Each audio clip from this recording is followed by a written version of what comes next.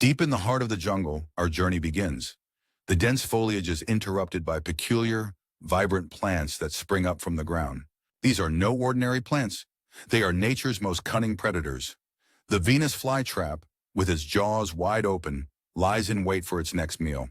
A tiny, unsuspecting insect ventures towards the Venus flytrap, drawn by its sweet scent. Little does it know it's entering a deadly trap.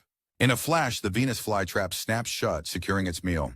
The insect struggles, but escape is impossible. But the jungle is filled with more than just Venus flytraps. The pitcher plant, another carnivorous species, uses a different strategy. Its deep, slippery well filled with digestive juices offers no escape to unfortunate insects.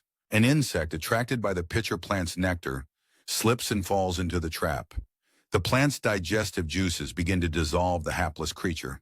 These plants are proof that nature can be both beautiful and brutal. In the harsh world of the jungle, even plants are predators. But remember, while insects may fall into these traps, humans can survive by understanding and respecting nature's rules.